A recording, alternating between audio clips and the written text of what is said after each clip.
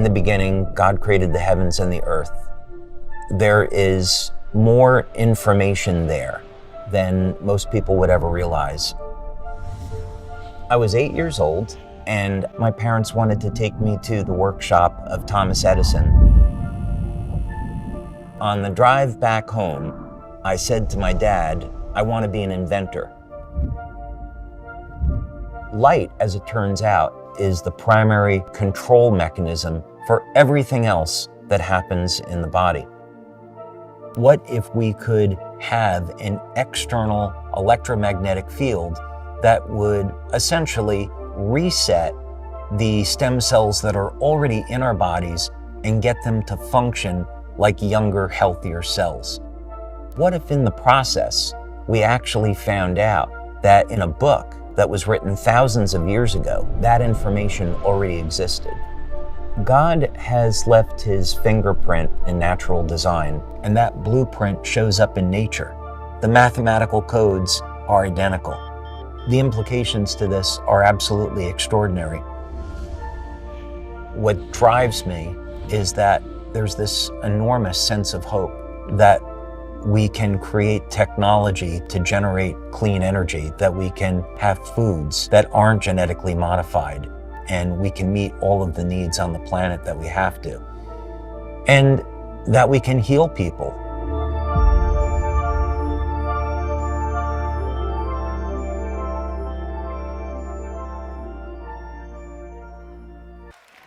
A couple of years ago, I had the opportunity to meet the brightest light, one of the very brightest lights I've met in my life, and certainly the brightest light that I've met in over a decade. I know David Schmidt is a bright light to each and every one of you in this room. And so I would like to bring an innovator, an inventor, a creator, a person who pours his life into all of us to make the world a better place and to help us to be that guiding light for millions of people around this world. Please help me welcome to the stage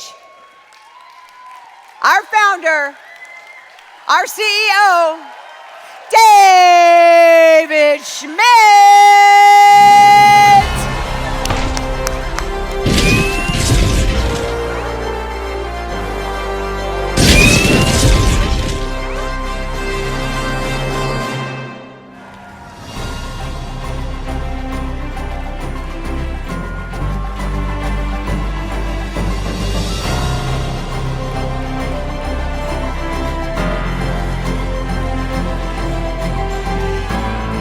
Thank you. You all have a great time last night? Okay. I'm going to start off. I have a confession to make. My wife's very nervous. It is incredibly difficult to buy a Christmas present for me. Really difficult. Every year, my mother-in-law will ask me, "What do you want for Christmas?" Every year, I say to her the same thing: I want world peace. And she'll say, you know, that's a tall order, but I'll see what I can do. But I'm obsessed with this idea that is there a way we could get human beings to stop trying to kill each other? That's it. Really simple. How do we do that?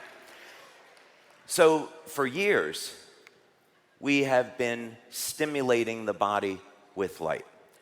That's how these patches work. We gently stimulate the body with light, and we produce these amazing effects. But what if we could take light inside of our body? What if there was a way we could create a technology that would release light from within? Today, you're going to see that technology.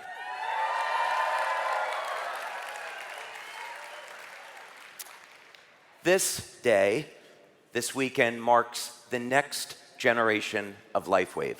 The first 20 years have all been about LifeWave technology and patches. Now we are going to expand on that. Instead of just stimulating the body with light, we are going to explore an entirely new generation of light therapy technology. So, what benefits could we expect to see from this? First thing is, this technology is an entirely new way to elevate NAD. So at least some of you know that, what that is. So NAD is a key molecule involved in age reversal. And it is an energy-carrying molecule within the cell. If we can elevate NAD, we can turn on energy production, we can reset genes to a more youthful state. The next thing that we find with this technology is that we can support healthy levels of human growth hormone, keeping us young and healthy. We can regain and build new strength, stamina, and muscle with this. And the results are really shocking about how quickly this happens. When we're ramping up energy production, we are supporting the natural healing process. And you're going to see that one of the things that we can do with this is turn on the production of collagen. And ultimately, we will use this technology to stay younger longer.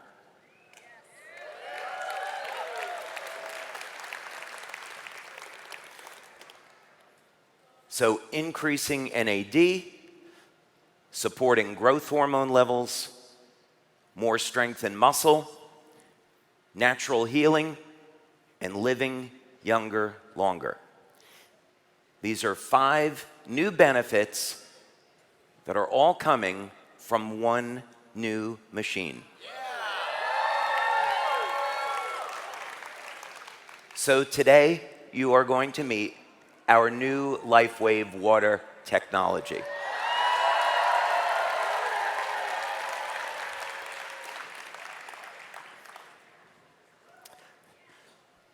There is a lot of information that we're going to present. I'm going to go through some of this very quickly. So if you want to take pictures, feel free to do that. So how do we go about and create an entirely new technology surrounding water? There have been structured water products that have already been on the market for many years. We can add different types of minerals to water. We can change the surface tension of water. Is there anything else new that we could do that would be meaningful? Well, let's take a look and start at the very beginning and talk about composition of matter. So this is the periodic table. Each of the elements, you can think of it as a building block. So this is what we have to work with in the spectra of creating new materials. Let's start with something very simple. Let's start with tin. Tin is a relatively simple element. It's used in electronics, and pretty much everything that someone who is a chemist or a physicist would want to know about tin is already well known. We take tin and we combine it with oxygen in the presence of heat, and we get a tin oxide. Nothing entirely remarkable about this. It's extremely well known. But we created a device in our lab.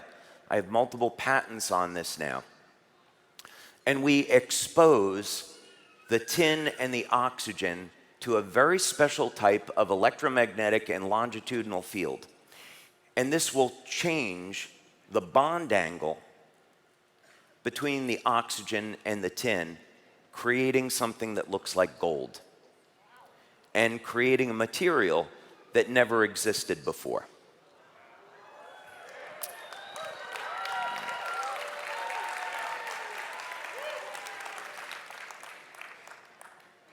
And here's the really interesting part. By changing the frequencies or changing the wavelengths of light that we work with, we can change the bond angle. Now, when you have light reflecting off of a surface, that's how you're going to get color. And so by changing the bond angle, we change the angle at which light is going to reflect off that surface, and as a result, we can change the color. So we've made these metals that look like gold, orange, red, blue, purple, just by changing and manipulating the matter with frequencies of energy. So we did something really fun. We created a LifeWave 20th anniversary coin from this material that never existed before, and we gave this coin to our qualified senior presidential directors.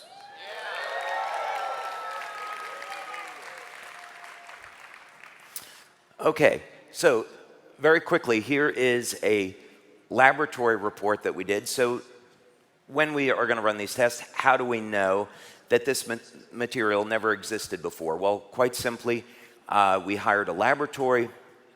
We used a technique called X-ray diffraction. We sent the material out, and it came back, as you can see here, unknown phase. So they compared this material to 60,000 other materials and found out that it had never existed before. And you can see a peak on the left that's showing that it's novel and unique. And then here is a laboratory report. No tin or tin oxide reference patterns matched this phase. So a unique, novel material.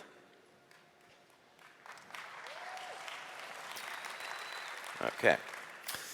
So here's the important thing, is that these experiments showed that we could manipulate matter with energy. We could create new matter. That's an extraordinarily powerful tool. So the question is, what are we going to do with this new technology? What frequencies would we use and why? That's a pretty good question. We should have a mathematical model for this. My dad is a music teacher, so I grew up around music. And when we look at the musical scale, we see the musical scale is based off of 440 hertz tuning. And so if we were to look at the frequencies which are associated with the musical scale, we can see them listed over here. And you'll notice immediately this is a little bit unusual, right? Why do we have all of these odd numbers? It looks very, very random.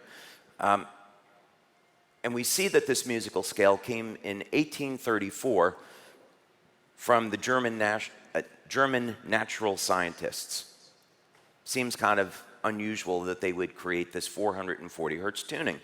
Well, is there a way that we could mathematically extrapolate what musical tuning should be based on? So let's do this. We take a chart, and on the vertical column, we're going to put the number 2, horizontal column, we're going to take the number 3. And all we're going to do is we're going to double the numbers on the vertical column, and we're going to triple the numbers over on the horizontal column. And then we're going to take the product of each. So in other words, 2 times 3 is 6, 4 times 3 is 12, and so forth. And we continue to fill out these columns this way. Okay. Now, as we're creating this chart, we get to the number 432. So 432 is very close to 440. So let's see if we could create a musical scale based on 432 hertz instead of 440 hertz. Thank you. Wasn't my idea, but I appreciate it anyway. Now, here's another thing that's very interesting. I have a friend, Terry McGrath, who is a physicist, and he has a patent called the Physical Quantum Atomic Model of the Atom. And in that model, an atom, you never heard of that before? Am I the only one that did the homework? My goodness. Okay. So 108 is the number of resonant nodes within an atom. So this starts to make sense. In other words, if you want to affect matter, you should have a model that allows for manipulating the atom with resonance. and that would be based on 108 hertz, or 108 nodes within the atom. So this started to look very promising. So now we have our existing musical scale based on 440, and now we look over at 432. What would that look like? So we just simply go to our chart, and we fill it out based on the frequencies that are in each column. So in other words, when you take the vertical column based on 2, or the horizontal row based on 3, and then you multiply that and get the product, what you end up with, each column represents a different musical note. And everything fits perfectly. And of course, in music, we have a note A at 432. If we go up an octave, the next frequency is 864. Or, of course, we can take any harmonic of that. So it could be 108, 256, 432, 864, and so forth. So there's our new musical scale. So how can we apply this information? Well, here's what we did. We created this device called a double helix conductor. And if we're going to try to work with the natural world, then let's have an electromagnetic field that nature would use. So in this case, a double helix, DNA. So the idea was that we were going to take these musical notes and musical frequencies and plug them through this device and see if we could have any effect on matter. So one of the things we want to do is heal people faster. We want to increase protein synthesis. So at the time, we were in California. And as it turns out, when you're in California and you want to grow plants, there's a number of companies that are very interested in accelerating the growth rate of plants. It's very easy to work with these companies and do experiments. So that's what we did. If I could do a Bill Clinton impersonation now, I would. I never smoked, never inhaled, or however that goes. That was terrible. That was more like Trump. That wasn't Clinton. All right. I'm not going to do a Trump impression, honey, don't worry. So this is what we did. We had our control group. They kind of look like Christmas trees. And we have our treatment group. And you can see right away what we found was that exposing these plants to these energy fields increased the rate of protein synthesis. This is extremely important. And we can see if we look at this and treat an entire column of plants, we can get this effect. So commercially, this has a value. Now, of course, we want to apply this to human beings. So we did this work at the National University of Ireland in Galway, and we worked with the Regenerative Medicine Institute, Dr. Tim O'Brien. And this was an experiment that we did with rabbits. So these rabbits had diabetic ulcerations.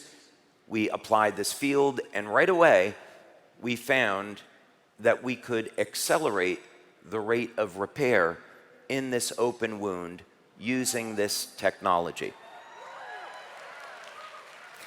So this was the first evidence that we had, that there was a way that you could, without any stem cells injections, without any drugs, just using energy, you could accelerate the way that people would heal. So our focus now, of course, we went through many years of selling X39 and doing multiple studies on X39, showing how it activates stem cells and improves healing. Now our goal is a little bit different. We're still interested in accelerating the rate at which people heal, but now what we want to look at is, can we apply these techniques to longevity? Can we stop the human aging process? Can we keep people younger longer? How are we going to do this? And are there any examples in nature? So one of the things that we did is we take a biomimetic view. meaning we want to look to nature and see if we can copy nature and create new technology. So one of the examples that we used were temnothorax ants. Temnothorax ants, they get infected with a parasite, and as a result, it alters their gene expression, so they overexpress cytochrome C oxidase, and as a result, mitochondrial function gets upregulated. They end up producing more ATP. And in the process, they live 5 to 6 times longer than normal.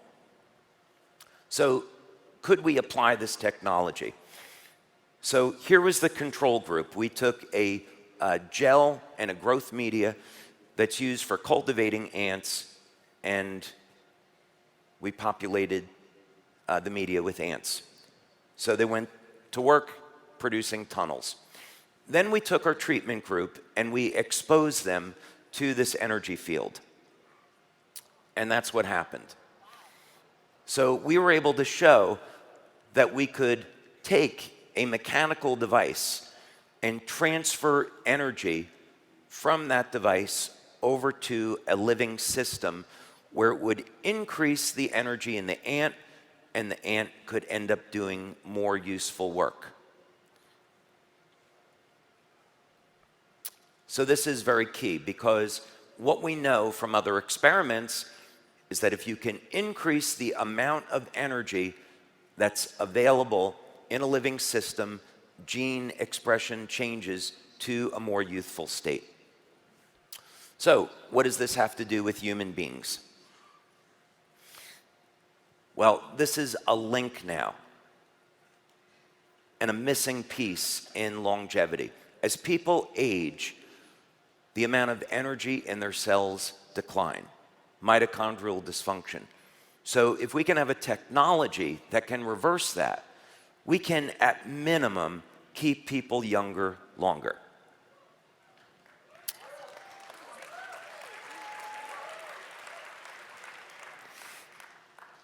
The next model that we went to was working with lobsters.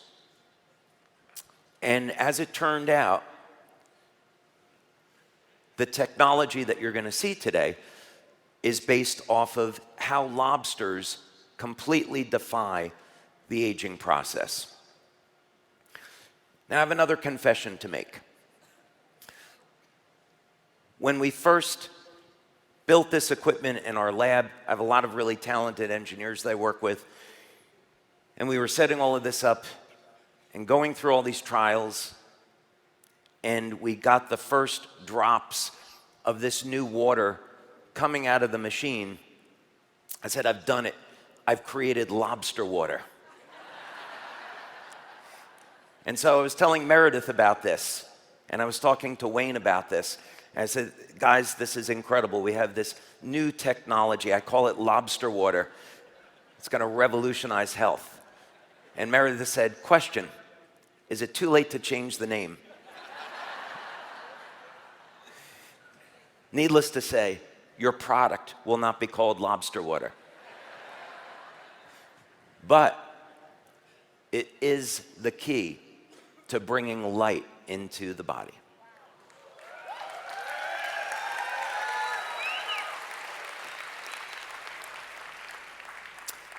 And let's go to the video.